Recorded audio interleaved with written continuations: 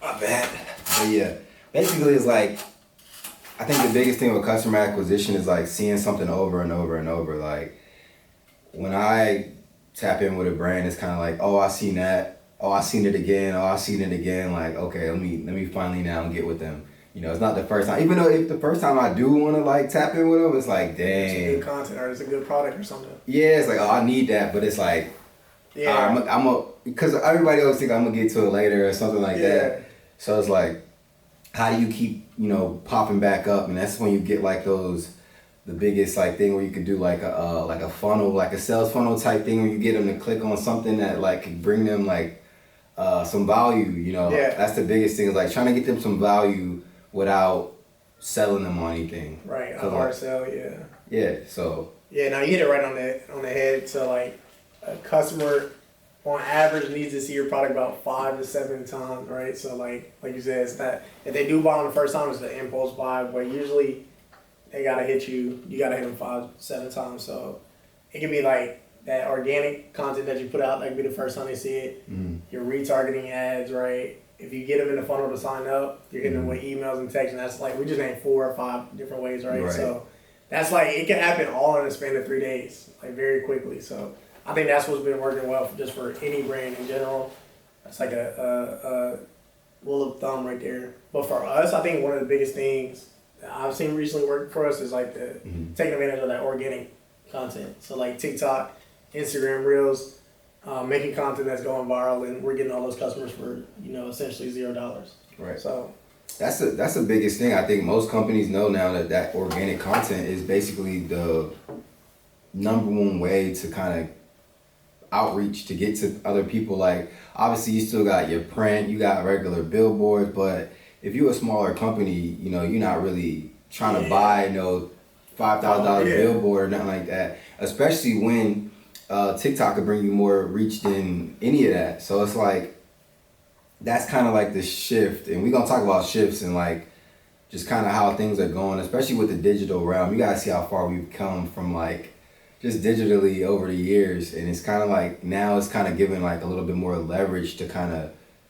those platforms and things like that. So I would say, yeah, more acquisition is definitely through organic content. Like that's all we do, and we were talking about this earlier. It's kind of like you can't just put something out once. Yet it's like, you gotta keep going. It might not hit the first 2 times, might not hit the first 10 times. You just gotta keep testing stuff out. We talked about that last time, pivoting and stuff.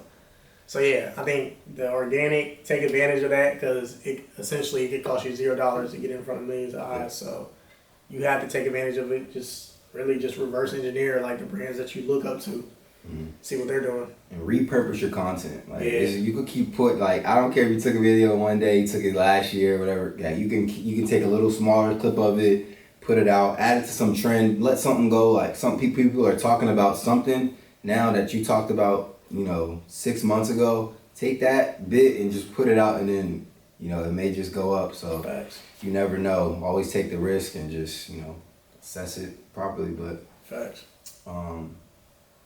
Shifting into the digital world, let's talk about money in the digital world. It's been a tough week for a lot of people. Tough week.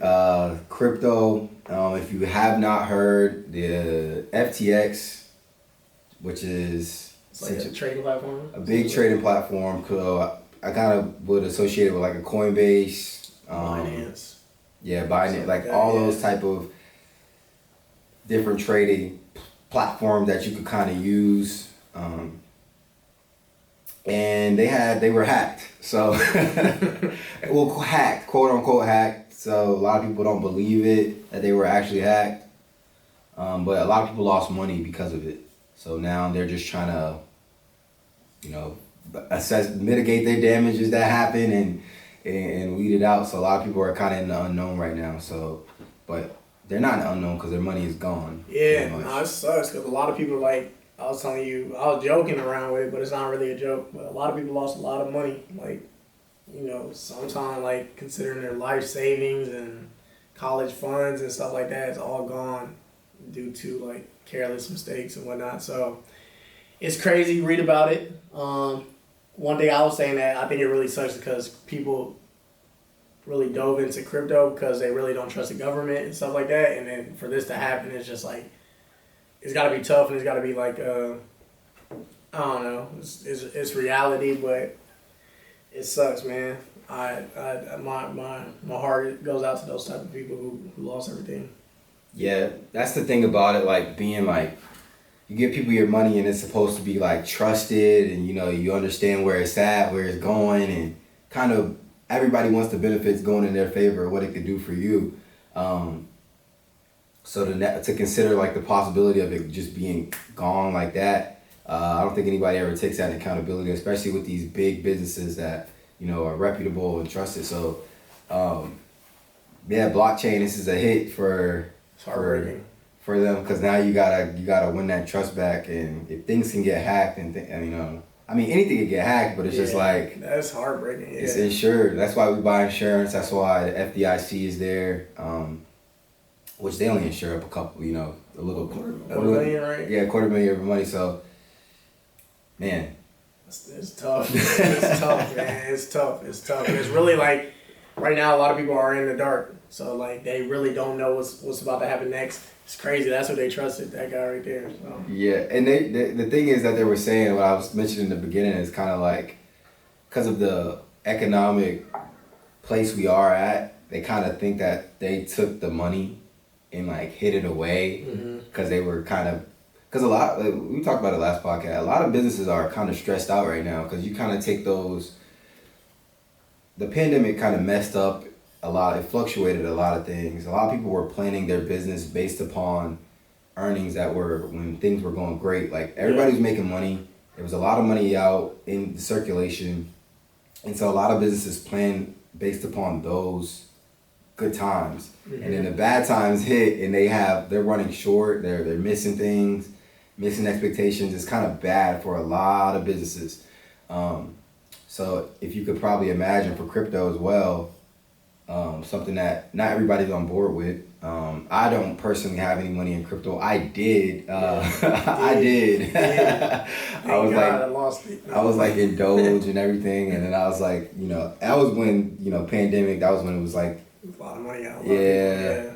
And I was kind of like, all right, let me wait till this thing becomes a little bit more stable. I want to let them get a little bit of ground under them.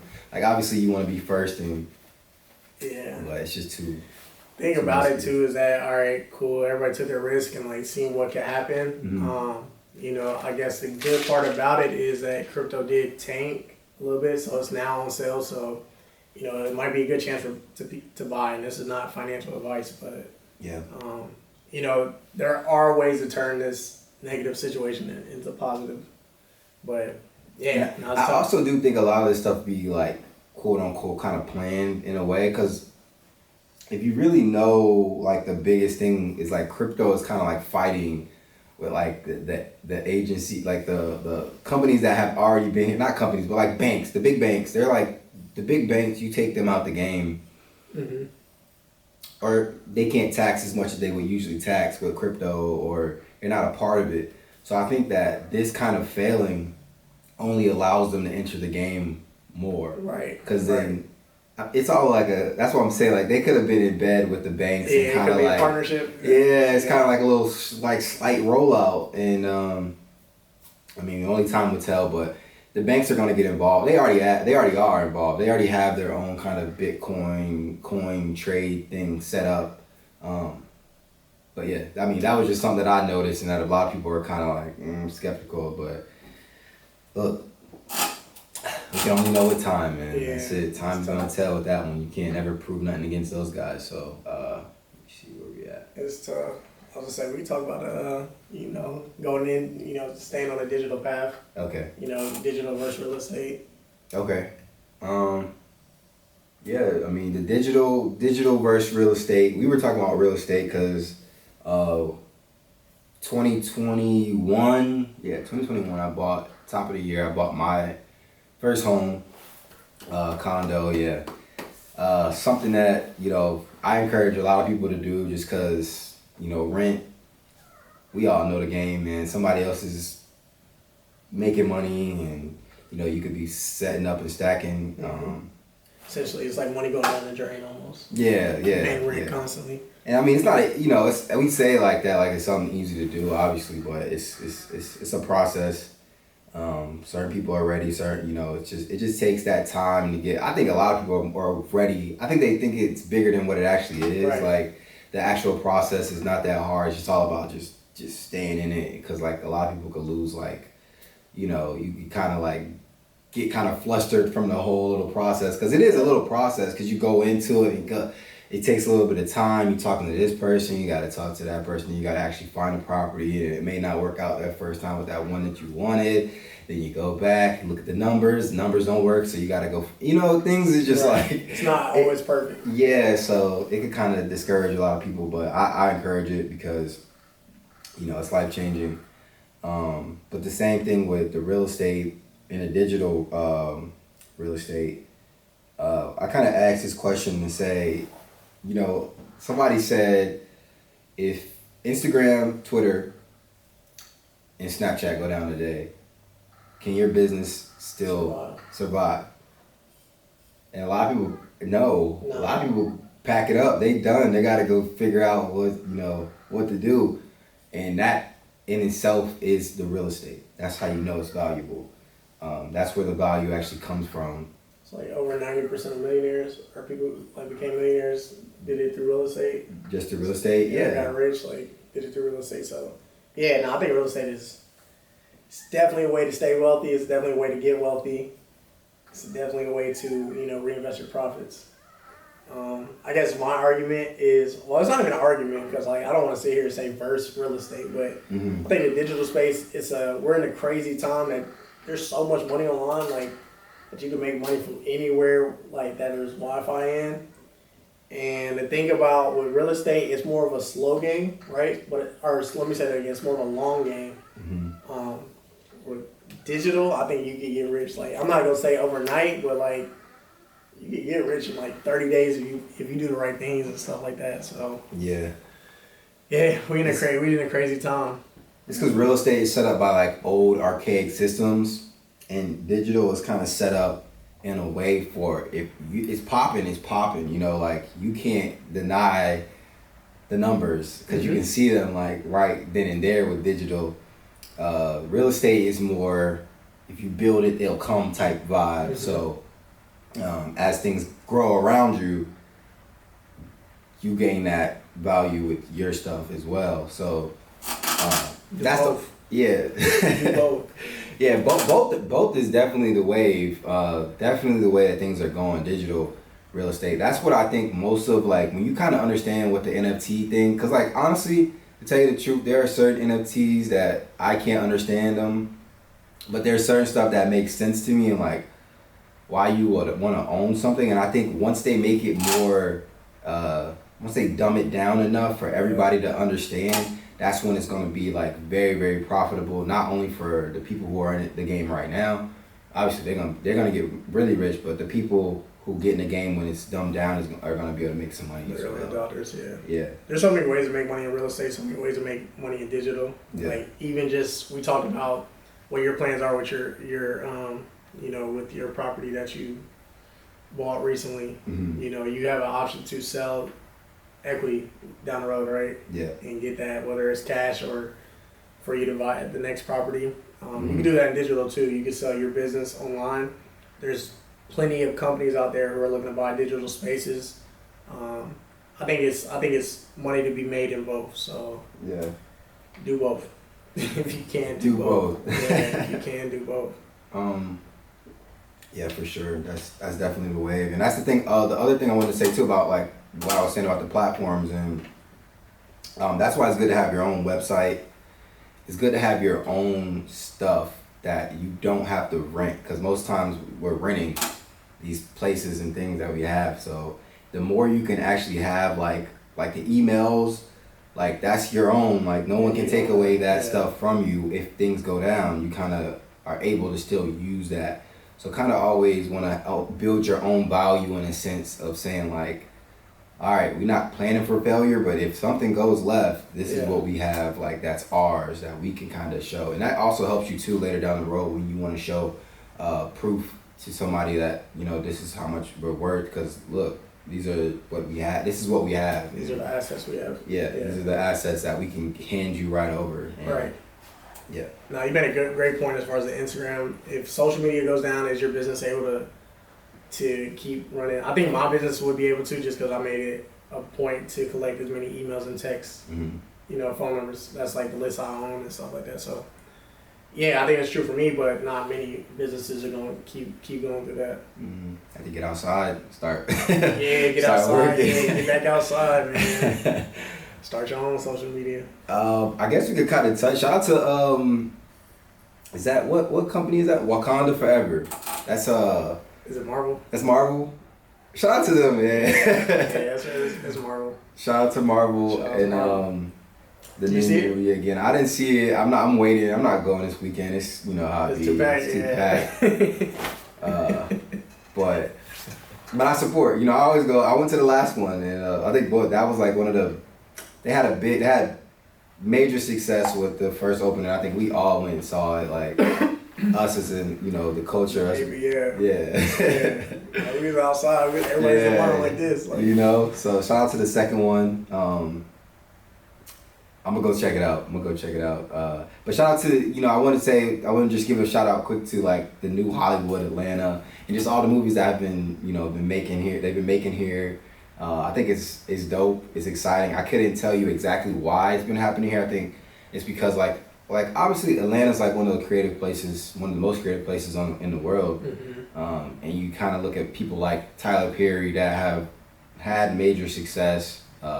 He was making movies here, and just all the other people who come out of the city and like the different places, and I just think that's why it was more not favorable, but because obviously they still make movies in Hollywood. Yeah, I think it comes down to it being cheaper to make taxes and stuff like that.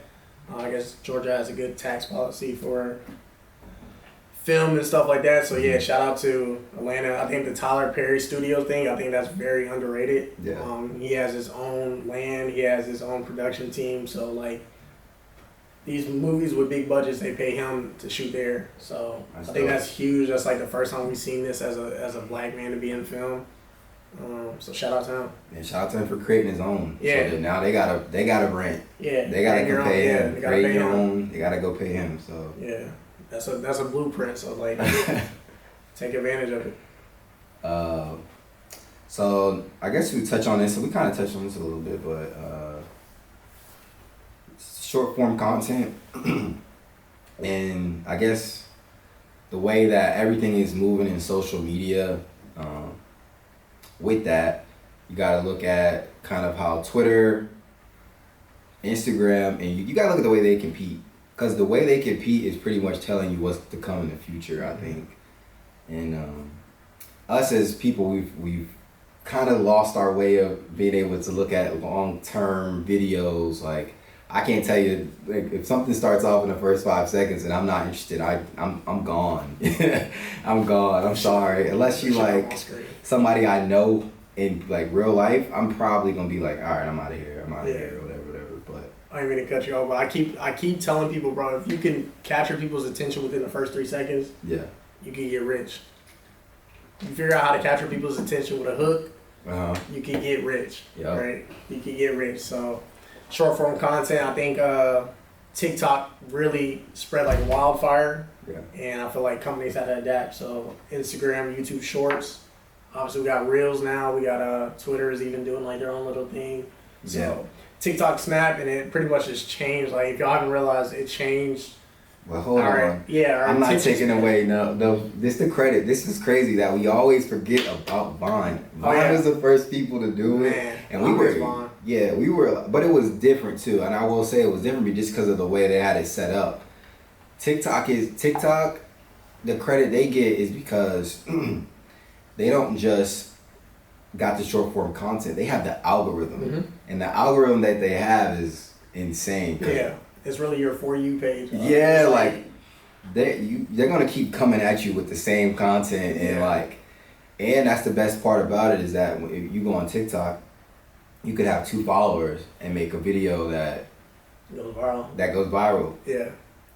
One viral video could change the trajectory of your whole entire life. Keep that in mind. keep that in mind. So yeah, no, it's completely changed our attention span. So kids are gonna have these shortest of attention spans, and I think that's cool too, because I think life, just throughout history, like things happen, and as humans we adjust to it. So that's facts. Also, the I think the short form content is useful because when you are successful at the short form content, that can lead people to watching your longer videos. Mm-hmm. So you always need to be, or not watching your longer videos, or selling your product, or promoting your services, whatever it is. The short form content needs always to have a call to action to it. So there's not just like you having all the short form content that has no meaning. I think that, not if you don't have nothing to promote or Right. sell. Obviously, like if you just want to make videos, cool. But a lot of people have a certain niche that they kind of are presenting to that audience. So it's cool to have like some type of something to draw people to, like, because once they're in love with what you have going on, you need to have them come over here and tap in with us over here, Exactly. or not just continue to stay on the platform that you don't own and rent, and they're paying you a percentage of anything that you should possibly be getting. But Yeah. Just going back to your like what you said about repurposing. So like you can make your content on TikTok, or you make your content in Instagram Reels. Just make sure you at least repost it to other platforms. Like we just named 4 platforms. So you got TikTok, Instagram Reels, YouTube Shorts, Twitter. Like that's 4 places you can post that same video on. yeah, Right. So make sure you try to get your product, your service out to as many people as possible. And that's one of the ways you can do that. So definitely. shout out to the short form content. What would you say, like, what type of content has been working for you? So this is a thing, and I'll give this little insight out that you guys can use. Is when there's a trend. So you can jump on trends as early as possible, and I see a lot of people that want to recreate the exact video that was made that already worked. That's cool. But if you take that same video and kind of do something a little bit different to that same sound, it work, because like people are already looking up that sound, and they're gonna go through it to find inspiration and what they want to do. So when you have something that's a little bit different with the same sound, it kind of works. I'll go and just look. So something that works for me is you go on there and find a sound, and I may post something totally different than what was actually like on that sound, and it'll still work. So that's something that I use all the time. So yeah. Do not sleep on that. That sauce right there. That sauce right there. I think one of the biggest things that works for us, and like just all types of brands, Yeah. is public interviews. Just getting outside, asking a question. For example, like if I had this hoodie, right? Just walking outside, public area, campus, the mall, Atlantic Station, those type of places like that. Asking the question like, "Hey, would you like this mystery box, or would you like this hoodie?" Yeah. Right? So like, keep in mind we're asking, like we're trying to capture their attention within those first 3 seconds. So that's just an idea right there. Yeah. Say they chose a hoodie, cool. Now you got somebody who really likes your hoodie, and that's more content you can post like that. So get outside. Don't be scared to get outside. Promote your brand, and you can do that for $0. Like the cost would be the hoodie. Yeah. What's that, like $20 at most? So Yeah. you spend $20, and now if your content's going viral, you've just been seen by hundreds of thousands of eyes. So No. do not sleep on that. That's facts. That's like the content that no one else can get. That's Yeah. the one that you can't go. You could take a little sound bit from something, but like you can't recreate this exact moment that we are sharing with you guys. That it could be life changing for you to hear something like that. Like I know that we have something that we were going to do with my own brand, which was going out and talking to people about their struggles, just coming up in after college. What were some of the struggles you had once you come out of college and trying to get a job, or where'd you find yourself at? So that's just gonna be gold, because we sitting there getting real stories and answers from people that are actually doing that. So no one else is gonna have. Even if they do have it, they won't have what we actually Same have. answer, yeah. You're talking to different people, getting different perspectives and stuff like that. So, yeah, more sauce. Yes, sir. More sauce. So I guess this week, man, for local praise that I've seen, and have been seeing. Shout out to my brother Austin Kane. He's working with Polygon, so that's definitely, crypto. We talk about crypto, and you talk about just the new. It's so new to me that I personally don't understand it all. So for people that actually do understand it and are actually working it and pushing it and actually making like way, bro.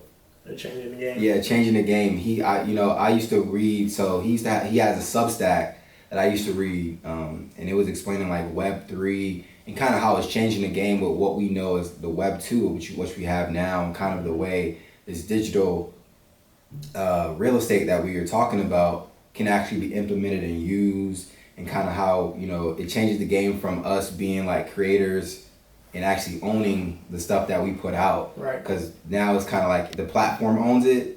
It's kind of like when you put it out, you own it, and the platform, has to pay you for it. Kind of like how it's backwards now. It's kind of changing that in a way, and there's so many other ways and benefits of it that he knows. So I want to shout him out just because I seen them working with. They getting brand, like, I don't know if it's brand deals. They getting partnerships with like Facebook, a bunch of other big companies that I've seen. So he's been speaking at like Georgia Tech and things like that. So man, stay on that, dog, because I don't understand it. So I want to understand it through him. I got to keep seeing it through him. So shout out to y'all. Wish y'all major success with everything that y'all are doing. So yeah. Shout out to him. Shout out Austin. Mine for this week, man, I've been seeing these people work super hard for a long time. I'm starting to see it really pay off. So I'm shouting out this week, 1-1. So, we got the founder right here. Appreciate it. They put a lot of work. Like, I've literally seen it from the start. So this is like a genuine shout out. They got new merch coming on the way, right? So make sure you sign up to their email list. Yeah. Text list coming soon. Text list coming soon. Y'all better get on it now before it's too late for the price goes up. So shout out to them. Appreciate it, brother. Yes, sir. Something coming for y'all real soon. We got new stuff dropping. So I guess this week you want to introduce the cliffhanger? Cliffhanger. I think you just hit it, man. Yeah. We just hit it right in the middle of the interview. So I think one of the biggest cliffhangers is just like, life after college. You know, what everything is not perfect after college. We can say life after high school too as well, because a lot of people didn't go to college. But, just when you get out of your comfort zone, what are some of the struggles you got to deal with? How did you overcome them? What are some struggles you still, you're working on and stuff like that? So I think we all got our own little story. No, it's major. I'll be happy to share mine next episode. Yeah, no, that's definitely, we want to hear from y'all. If you are listening, I guess we're going to give y'all a way to send us that. So if you want to do it on the Instagram, you can send us a DM in there, or not, you can email us at gomindyourbusiness@gmail.com. We would love to hear from you guys, so we can kind of give some of that the stuff that we get and talk about it on here. So definitely want to hear from you guys, just the struggles. I know it's different for everybody. Everybody has their own situations and things that work for them, which may not work for me, which may, better me in some way. I don't know. Right. But we appreciate y'all for tapping in with us. We're bringing y'all more content. So hopefully we'll get some guests in here soon. Other than that, man, mind your business. Mind your business. Y'all going.